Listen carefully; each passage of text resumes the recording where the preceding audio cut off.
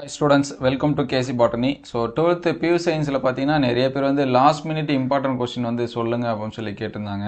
So நம்ம வந்து ஏற்கனவே சொன்னது எல்லாமே லாஸ்ட் மினிட்ல படிக்கிற மாதிரியான கொஸ்டின்ஸ் தான். ஸோ லாஸ்ட் வீடியோவில் பார்த்தீங்கன்னா லாஸ்ட் நைட் அப்படின்னு சொல்லிட்டு ஒரு வீடியோ போட்டிருந்தோம். ஸோ அதில் இருக்கக்கூடிய கொஸ்டின்ஸை மினிமமாக பார்த்துருங்க. ஏன்னா அதில் வந்து 2020 24 வரைக்கும் 5 இயர் கொஸ்டின் சொல்லியிருந்தோம். அதிலே 2 மார்க் இம்பார்ட்டன்ட் என்னென்னோ 3 மார்க் என்னென்ன 5 மார்க்ஸ் எல்லாமே சொல்லியாச்சு. ஸோ ரொம்ப மோஸ்ட் இம்பார்ட்டண்டாக இந்தந்த லெசன்லாம் 5 மார்க்ஸில் இருக்கும் அப்படிங்கிற மாதிரியான கொஷின்ஸு. ஸோ இது வந்து ஃபைனலாக ஒன்ஸ் சொல்கிறேன், நீங்கள் வந்து படித்து வச்சிங்க, மோஸ்ட்லி படிச்சிருப்பீங்க, அது வந்து ரிவிஷன் கொடுத்துருங்க அதுக்காக இந்த கொஷின்ஸு. ஸோ இதில் தான் நாளைக்கு வரும் அப்படின்னு சொல்ல முடியாது. இது எல்லாமே ரிவிஷன் பண்ணி வச்சிங்க, மோஸ்ட்லி எக்ஸ்பெக்ட் பண்ணலாம் அந்த மாதிரியான கொஷின்ஸ் தான். இப்போ எக்ஸாம்பிள் பார்த்தீங்கன்னா ஃபர்ஸ்ட் லெசனில் இந்த 2 கொஷின்ஸ் தான் இருக்குது. பல்வேறு வகையான ஒருங்கிணை முறை, டிஃப்ரெண்ட் டைப் ஆஃப் கான்ஜுகேஷன் சொல்லிட்டு இருக்கோம். கண்ணின பெருக்கம், பார்த்தோனஜெனிசிஸ், இதோட வகை எல்லாமே என்னென்ன பண்ணீங்க படிச்சிங்க. ஸோ அதுக்கடுத்து பார்த்தீங்கன்னா இந்த பிளவுறுதல் முறை நிறையா இருக்கு. ஆனால் இது வரைக்கும் இது கேட்டதில்லை அதிகமாக. சப்போஸ் வந்து புதுவிதமாக கேட்டாங்கன்னா இது படிக்க முடிஞ்சால் படிங்க. லாஸ்ட் டைமில் இது வந்து கன்ஃபியூஸ் பண்ணிக்காதீங்க, விட்டுருங்க. சரிங்களா? படிச்சிருந்தா மட்டும் ரிவைஸ் பண்ணுங்கள், படிக்கலாம் விட்டுருங்க தயவு செஞ்சு. ஸோ அதுக்கடுத்து 13வது லெசனு நிறைய டைம் சொல்லிட்டேன். கழிவு மேலாண்மை பற்றி என்னென்ன படிக்க முடியுமோ படிச்சிங்க. உங்களால் நீர் படிக்க முடியுமா படிங்க. அதுக்கடுத்து பிளாஸ்டிக் படிக்க முடியுமா படிங்க. அதுக்கடுத்து கதிரியக்க கழிவு, ரேடியோ ஆக்டிவ் படிக்க முடியுமா படிங்க. என்னென்ன இருக்கோ படிச்சுங்க. ஏன்னா வேஸ்ட் மேனேஜ்மெண்ட் பற்றி கேட்டுகிட்டே இருக்கிறாங்க. மாசுபாடை பற்றி கேட்டால் கூட நம்ம ஜென்ரலாக எழுதிடலாம். இது வந்து முடிஞ்ச அளவுக்கு பார்த்து வச்சுங்க. 13வது லெசன்லேருந்து ஒரு 5 மார்க்ஸ் உண்டு.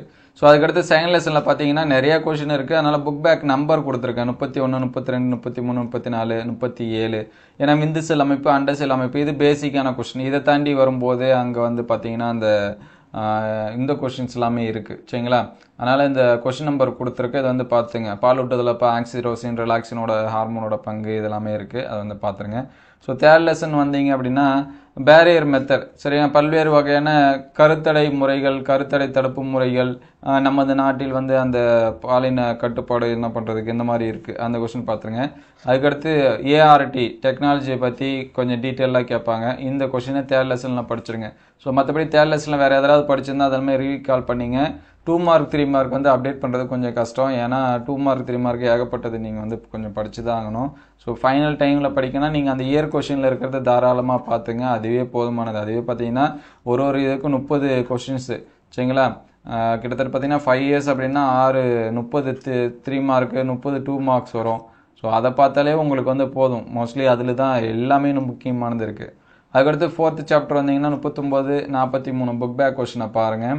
அதுக்கடுத்து 5வது லெசன் வந்தீங்கன்னா நிறையா கொஷின்ஸ் இருக்குது. சரிங்களா? மனித மரபணு திட்டம், ஹியூமன் ஜீனோ ப்ராஜெக்ட்னு இருக்கக்கூடிய கொஷின்ஸ் எல்லாமே படிச்சுங்க. சிறப்பியல்பாக இருந்தாலும் சரி, பண்புகளாக இருந்தாலும் சரி, பயன்களாக இருந்தாலும் சரி, எல்லாமே பார்த்துருங்க. அதேமாதிரி டிஎன்ஏ ஃபிங்கர் பிரிண்டிங், டிஎன்ஏ ரேகை அச்சிடன்னு இருக்குது, அதை பார்த்துருங்க.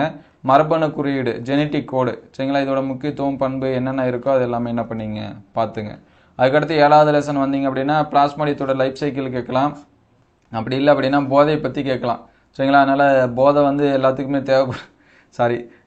தேவைப்படுது அப்படிங்கிற மாதிரி போதை பற்றி கொஸ்டின்ஸ் வந்து வரதுக்கான சான்சஸ் இருக்குது. முடிஞ்ச அளவுக்கு ஸ்டூடெண்ட்ஸாக இருந்து நீங்கள் எப்படி வந்து அதை வந்து தடுப்பீங்க, நீங்கள் என்ன சொல்லுவீங்க? ஏன்னா நமக்கு ஸ்கூல்லே பார்த்தீங்கன்னா நிறைய இது சொல்லிகிட்டு இருக்காங்க. சரிங்களா? அதனால் அந்த டைப்பில் இருக்கக்கூடிய கொஸ்டினை பார்த்துருங்க. ஸோ அதுக்கடுத்து 8th லெசனில் பார்த்தீங்கன்னா ஹெச்ஐவி பற்றி இருக்கக்கூடிய கொஸ்டினை, இம்யூனோகுளோபினை பற்றி இருக்கக்கூடிய கொஸ்டினை, தடுப்பு மருந்து, பல்வேறு வகையான தடுப்பு மருந்து, இது வந்து பார்த்து வச்சிங்க. ஸோ 8th லெசன்லேருந்து ஒரு கொஸ்டின் உண்டு. அதுக்கடுத்து 10th லெசனில் பார்த்தீங்கன்னா பிசிஆர், சரிங்களா? பிசிஆரை பற்றி வரக்கூடிய கொஸ்டினை பார்த்துருங்க. குளோனிங், சரிங்களா? நகலாக்கம், சாதக பாதங்கள், நன்மை தீமை என்னென்ன இருக்கா படிச்சுங்க. ரோசியை பற்றி படித்து வச்சுங்க. இன்சுலினை பற்றி படிச்சுங்க. அதுக்கடுத்து ஏடிஏ, இதை பற்றி படித்து வச்சுங்க. சரிங்களா? ஏடிஏ குறைபாடு.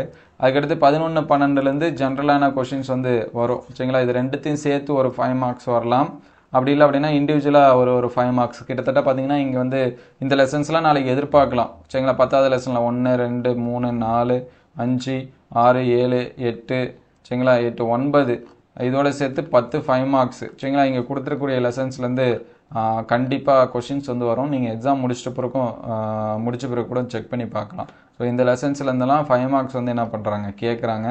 ஸோ அது எல்லாமே என்ன பண்ணி வச்சுங்க, நல்லா பார்த்து வச்சுங்க. 6th லெசனை நல்லா வந்து என்ன பண்ணுங்கள், அதில் 2 மார்க்ஸ் 3 மார்க்ஸ் நல்லா படித்து வச்சுங்க.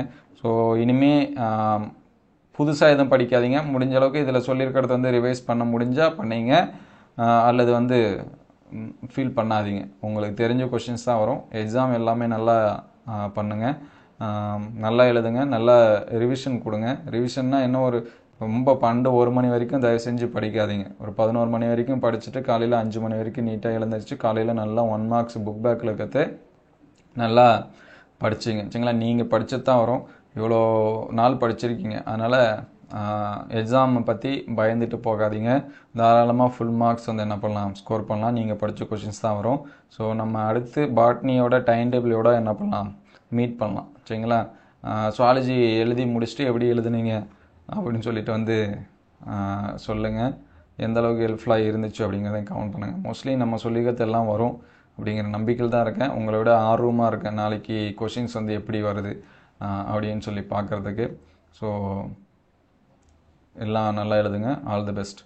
Thank you all. நல்லா சாப்பிட்டு போங்க. காலையிலே ஏர்லியராக தூங்கிடுங்க சரிங்களா. காலையிலே இருந்து எதாக இருந்தாலும் பார்த்துக்கலாம். இந்த கொஷின்ஸ்லாம் ஜஸ்ட் ஒன் ரீட் பண்ணிங்க. மறுபடியும் சொல்கிறேன், இதுதான் நாளைக்கு வரும் அப்படின்னு இல்லை. இது எல்லாமே கேட்கக்கூடிய கொஷின்ஸு எக்ஸ்பெக்டில் வரக்கூடிய லிஸ்ட்டில் இருக்கும் சரிங்களா. நல்லா பார்த்துங்க. Thank you all.